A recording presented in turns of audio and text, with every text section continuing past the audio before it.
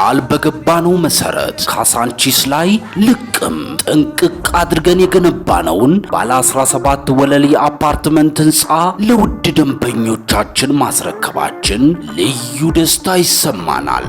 እንኳን ለብርሃነ ትንሣኤው በሰላም አደረሳችሁ። ዛሬ ላይ ደግሞ በዲፕሎማቶቹ መንደር በሆነውና በእንግሊዝ ኤምባሲ አጠገብ እንዲሁም ከአዲሱ ቤተ መንግስትና በቦሌ አየር መንገድ በቅርብ ርቀት ላይ የሚገኙ ዘመናዊ አፓርትመንቶችን ከታላቅ ቅናሽ ጋር በታማኝነት ልናስረክቦ እርሶን እየጠበቅን እንገኛለን። የፋሲካ በዓልን ምክንያት በማድረግ ቀድመው ለሚመዘገቡ 20 ደንበኞቻችን የ30% ቅናሽ ማድረጋችንን ስናበስር በታላቅ ደስታ ነው። በ10% ቅድመ ክፍያ ተዘጋጅተዋል። ደግመው በማያገኙት በዚህ ዕድል አሁኑኑ ይጠቀሙ። እንዳያስቡ 50% የባንክ ብድር ተመቻችቶሎታል። በ200 ሺህ ብር ብቻ አሁኑኑ በ0908 54 34 54 ላይ በመደወል ይመዝገቡ። ስመር ሪል ስቴት ባለሀገር በሀገር። መልካም በዓል።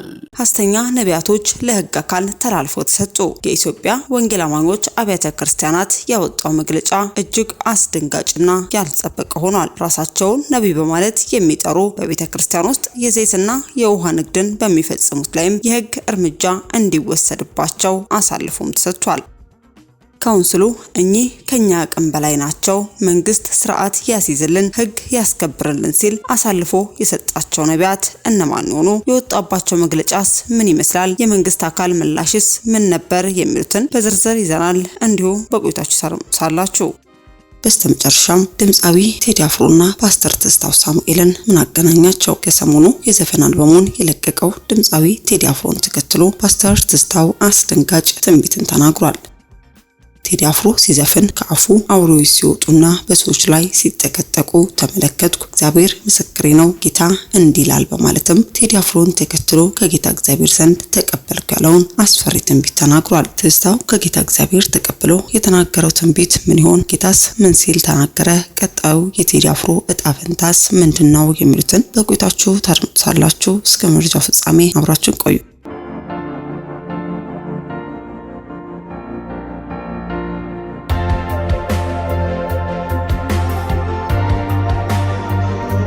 አስቀድመን ወደ ያዝንላችሁ መረጃችን ስናልፍ መንግስት በሐሰተኛ ነቢያት ላይ እርምጃ እንዲወስድ ጠይቋል። እኛ ፖሊስ ሕግ አስፈጻሚ አካል የለንም፣ ግዴታው የመንግስት ነው ሲሉ የካውንስሉ ጠቅላይ ጻፊ ፓስተር ጌትነት ለማ መናገራቸው ተገልጿል።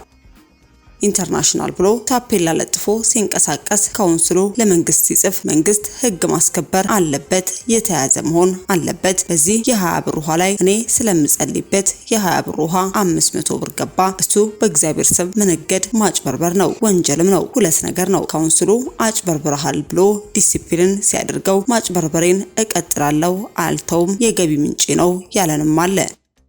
በእንጀራዬ መጣችሁ፣ ለቴሌቪዥን የምከፍለው የለኝም፣ ለአየር ሰዓት ይቺን ሽጬ ነው የምከፍለው ብሎናል። ስለዚህ ካውንስሉ እርምጃ ሲወስድ አባላቱ ተባብረው ነው ያን የሚያደርጉት። ስለዚህ አይሆንም ብሎ ንግዱን ሲቀጥል መንግስት ነው ማስቆም ያለበት። ይሄ ሕግ ነው። ሕግ ደግሞ መከበር አለበት። ለመንፈሳዊ ስርዓትና አስተዳደር የማይታዘዝ ከሆነ መንግስት ሕግን ማስከበር አለበት። እኛ ፖሊስ የለንም፣ ሕግ ማስፈጻሚ አይደለንም። ልናደርግ የምንችለው ማገድ ነው። ካገድ ነው በኋላ ንግዴን እቀጥላለሁ ካለ በወንጌላውያን ስም መነገድ አትችልም።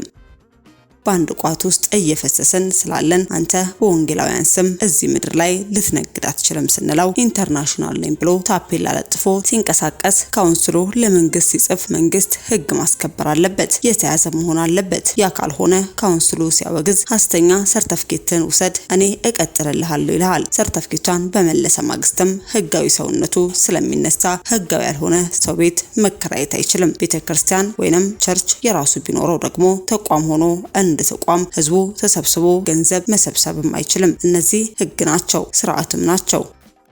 ስለዚህ ቤተክርስቲያንን የፈለግነውን ልናደርግ እንችላለን የሚል እሳቤ ሊኖር አይችልም በማለትም የካውንስሉ ጠቅላይ ጸሐፊ የሆኑት ፓስተር ጌትነት ለማም እንዲህ በማለት ሐሰተኛ ነቢያት እንዲሁም ደግሞ በቤተክርስቲያን ላይ የዘይትና የውሃ ንግድን የሚያከናውኑ ነቢያቶችን ተከትሎ ለሕግ አካል አሳልፈው መስጠታቸውን በዚህ መግለጫቸው ገልጸው ተመልክተን እኛም ወደ እናንተ አደረስን። አስከትለን ወደ ያዝንላችሁ መረጃችን ስናልፍ ከ6 ዓመት በፊት ወንድም ትዝታው ሳሙኤል ዘፋኝ ቴዲ አፍሮን በተመለከተ መልእክት መጥቶልኛል ሲል ቴዲ አፍሮን ንስሐ እንዲገባ ተናግሮ ካልገባ ግን ከነቤተሰቡ ከባድ የመኪና አደጋ እንደሚደርስበት የእግዚአብሔር መንፈስ ነግሮኛል ሲል በአደባባይ ለሕዝብ አስተላልፎ ነበር። ታዲያ በድጋሚ ከሰሞኑ ደግሞ ዘፋኝ ቴዲ አፍሮ አዲስ የዘፈን አልበም መውጣቱን ተከትሎ ትዝታው ሳሙኤል እንዲያየው ሲል ተናገረ። ቴዲ አፍሮ ቆሞ ሲዘፍን እግዚአብሔር ምስክሬ ነው ከአፉ ውስጥ የሚወጣ አስፈሪ አውሬዎች ለዘፈን በተሰበሰበ ሕዝብ በአፍና በጆሮ አውሬዎቹ ሲተቀጠቁ ነው ያሳየኝ የእግዚአብሔር መንፈስ አሳይቶኛል ሲልም ገልጿል። ታዲያ ከላይ ወደ አነሳ ነው የቀደመው የማስጠንቀቂያ ትንቢት እንመለስ። ትዝታው ያን ከተናገረ በኋላ በቴዲ አፍሮ ላይ ከነቤተሰቡ ይደርሳል ያለው አደጋ በሱም ይሁን በቤተሰቡ አካል የደረሰ አንዳች ስላለመኖሩ ለሁላችንም የተገለጸ የአደባባይ ሀቅ ነው።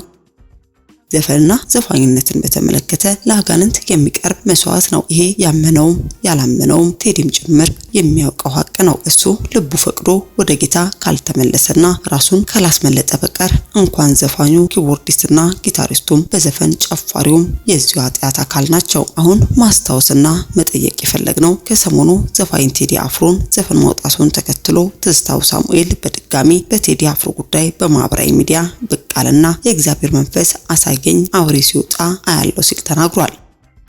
መልእክቱን ከአንደበቱ እንድታረምጡስ ጋበዝን። ቴዲ አፍሮ ቆሞ ሲዘፍን ከአፉ ውስጥ የሚወጡ አስፈሪ አውሬዎች ለዘፈን በተሰበሰበው ሕዝብ ላይ በአፉ በጆሮ ሲጠቀጠቅ ነው ያሳየኝ የእግዚአብሔር መንፈስ። ሕያው እግዚአብሔር ምስክሬ ነው። እግዚአብሔር ምስክሬ ነው። ከሱ የሚወጣው ስፒሪት አስፈሪ ፊት ባላቸው አራዊት የተሰበሰበው የሚዘለው ሕዝብ ውስጥ በአይኑ በጆሮ በአፉ ሲገባበት ነው ያየሁት። ይሄን ደግሞ ተናግሬያለሁ። መናፍስት ይሰራባቸዋል። እሱ ገባውም አልገባውም በቃ ማንም ከእግዚአብሔር ቃል በላይ አይደለም። under constitution of God everybody ነገስታት በለው አርቲስት በለው ነጋዴ በለው ኦኬ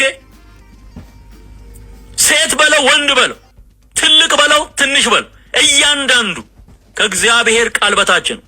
እግዚአብሔር ዘፈንን ይጸየፋል። መረረህም ጣፈጠህም እውነቱ ይሄ ነው። እንደዚህ መዝሙር ቢሰማ ህዝቡ የት በደረሰ። እንደዚህ እግዚአብሔርን ቢሰማ የት በደረሰ። በነገራችን ላይ ኦርቶዶክስ በግዕዝ ከደረሰችው በሌሊትና በቀን ከሚጮኸው ድርሰት ዘፈን አይለይም። ያው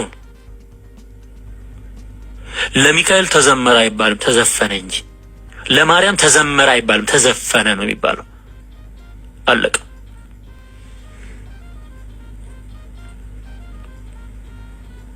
ሁለቱንም እግዚአብሔር ይጸየፋል፣ አይከብርበትም። ለእግዚአብሔር እኮ አይደለም። ለሚካኤል የሆነ ለእግዚአብሔር ሊሆን አይችልም። ለገብርኤል የተዘፈነ ለእግዚአብሔር ተዘመረ ሊባል አይችልም። ለአርሴማ የተጨፈረ ለእግዚአብሔር ተዘመረ ሊባል አይችልም። አንድ አቅጣጫ አለ ያምልኮ፣ አንድ እውነት አለ፣ የእግዚአብሔር ቃል አለ። በዛ መሰረት በእውነትና በመንፈስ እግዚአብሔርን ታመልካለህ። አለቀ። ስለዚህ አጋንንት በዚያ ይዘፍናሉ። እነማ አጋንንት። ለዚህ ነው እዚህ አሜሪካም ያለው እንግሊዝም ያለው በሬ ማቆም ጀምሯል። እንግሊዝ ውስጥ በሬ አቁመዋል። ባለፈው በጣም ትልቅ በእንትን የተሰራ በሬ ከዛ ይዘፍናሉ ተሰብስበው።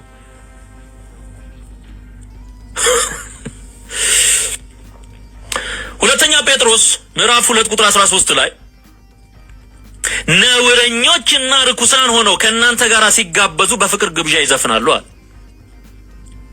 በቀን ሲዘፍኑ እንደ ተድላ ይቆጥሩታል፣ የአመጻቸውን ደመወዝ ይቀበላሉ አለ። ሁለተኛ ጴጥሮስ ምዕራፍ 2 ቁጥር 13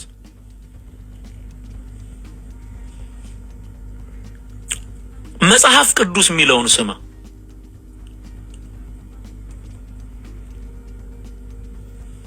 አዮ ያመጻቸውን ደሞዝ ይቀበላሉ አለ። አመጹ በቀን ሲዘፍኑ እንደ ተድላ ይቆጥሩታል። ይሄ በጣም በቃ ሃፒነስ ነው የሚመስላቸው፣ ሪላክሴሽን ነው የሚመስላቸው።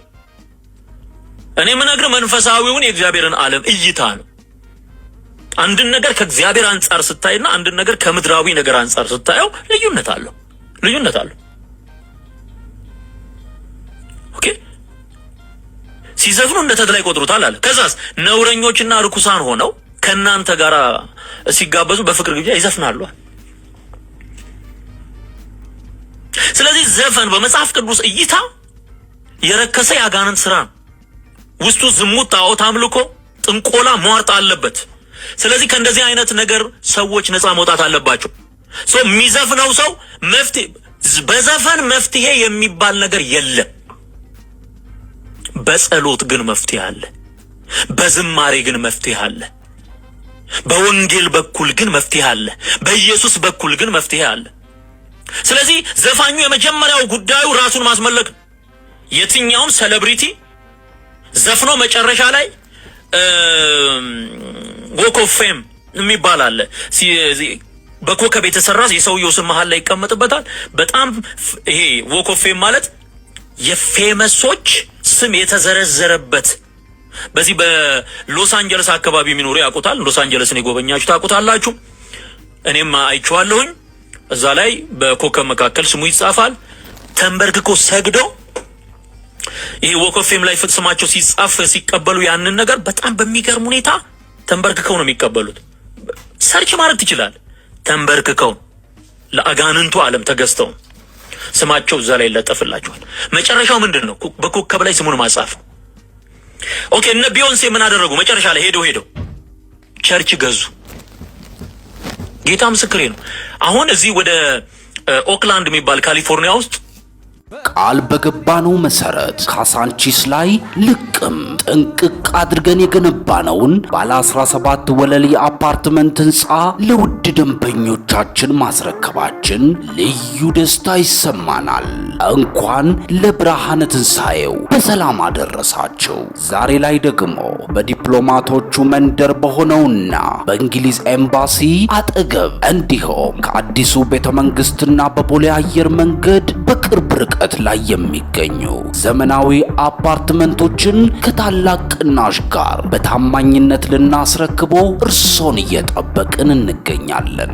የፋሲካ በዓልን ምክንያት በማድረግ ቀድመው ለሚመዘገቡ 20 ደንበኞቻችን የ30% ቅናሽ ማድረጋችንን ስናበስር በታላቅ ደስታ ነው።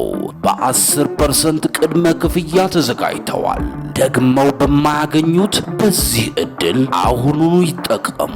እንዳያስቡ 50% የባንክ ብድር ተመቻችቶሎታል። በ200 ሺህ ብር ብቻ አሁኑኑ በ0908 54 34 54 ላይ በመደወል ይመዝገቡ።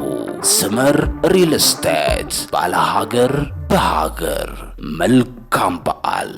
ውድ የሻሎም ቲዩብ አድማጭና ተመልካቾቻችን ለሰዓቱ የያዝንላችሁ መረጃ ያደመጣችሁትን ይመስል ነበር። በሌላ አዳዲስ መረጃ እስከምንገናኝ መልካም ቆይታ።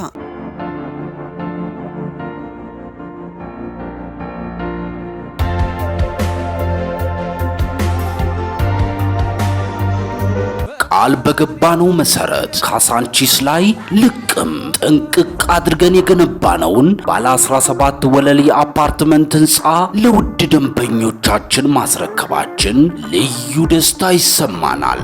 እንኳን ለብርሃነ ትንሣኤው በሰላም አደረሳቸው። ዛሬ ላይ ደግሞ በዲፕሎማቶቹ መንደር በሆነውና በእንግሊዝ ኤምባሲ አጠገብ እንዲሁም ከአዲሱ ቤተ መንግስትና በቦሌ አየር መንገድ በቅርብ ርቀት ላይ የሚገኙ ዘመናዊ አፓርትመንቶችን ከታላቅ ቅናሽ ጋር በታማኝነት ልናስረክቦ እርሶን እየጠበቅን እንገኛለን። የፋሲካ በዓልን ምክንያት በማድረግ ቀድመው ለሚመዘገቡ 20 ደንበኞቻችን የ30% ቅናሽ ማድረጋችንን ስናበስር በታላቅ ደስታ ነው። በ10% ቅድመ ክፍያ ተዘጋጅተዋል። ደግመው በማያገኙት በዚህ ዕድል አሁኑኑ ይጠቀሙ። እንዳያስቡ 50% የባንክ ብድር ተመቻችቶሎታል። በ200 ሺህ ብር ብቻ አሁኑኑ በ0908 54 34 54 ላይ በመደወል ይመዝገቡ። ስመር ሪል ስቴት ባለ ሀገር በሀገር። መልካም በዓል።